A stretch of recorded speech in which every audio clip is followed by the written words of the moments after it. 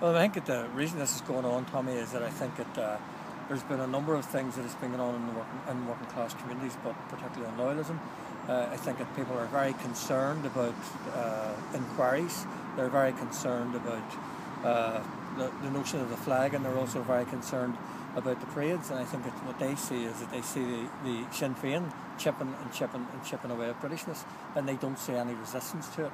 And resistance, I mean political resistance. So there's been a big disconnect between political parties. All political parties, I'm not picking anybody out, but all political parties on the unionist side seem to be totally disconnected from people. And I think that, when the flag came down, the people started to speak. But I have to say that, before the flag came down, there'd been a lot of sort of, how would I say it, stirring people up. And now that's what we're getting. What is required to stop it in your view?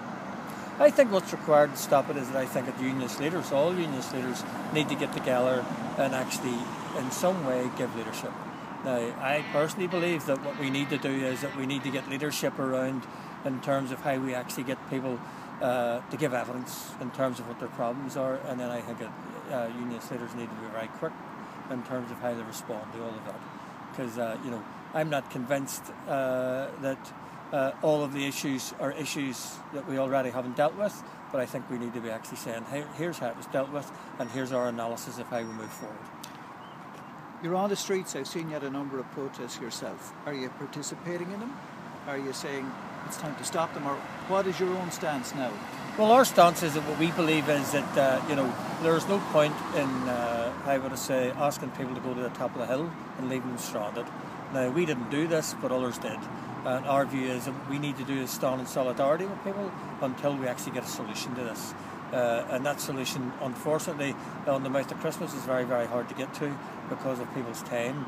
Now, what we're saying to people is what we want to know is what is the strategic direction and what are the outcomes that we're after. And I think that has to come from those people who are organising and taking part in protests. And we need to find a process to do that. Unfortunately, that will not happen now until at least January, but we're working hard to try to ensure that we find out what it is we go with and how we move forward. Because people want leadership, we're prepared to give them it, but we also need to know is what do they expect from us.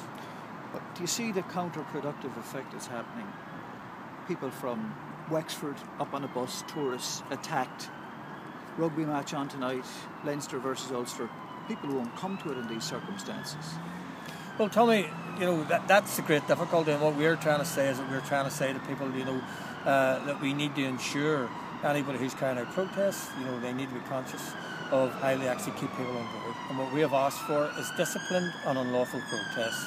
And I think if people do that, then people will start to understand and start to see what all of this is about. Final question. UVF, Supergrass trials. Talk to me about sensitivities within people who were paramilitaries at one stage are no longer involved in paramilitary activity. How real an issue is this within loyalist communities? Well, I'm not so sure it is a real issue, Tommy. I think it's an issue for one or two people who people may come after, but I think that all of that's being dealt with politically and legally, and I think that the SACA legislation that they use is totally wrong. SACA legislation is supposed to be used around people who were on the fringes to give them an opportunity to give evidence against those who were actually doing this. Now, if they're going to bring an agent forward, that's entrapment, and Republicans were let off not that long ago because of entrapment, and this is about entrapment. But the loyalist people aren't interested in Supergrass trials. The PUP will look at any human rights abuses, and we'll do that, but the PUP don't represent the UVF or any other parliamentary organisation. We represent the broad church of people, and what we say is that if the UVF want political advice, we give them that, but this party has moved on, and as far as we're concerned, there are issues of human rights abuses that exist every day, and we will work with those NGOs that are responsible for human rights, and we will work with them to resolve these problems.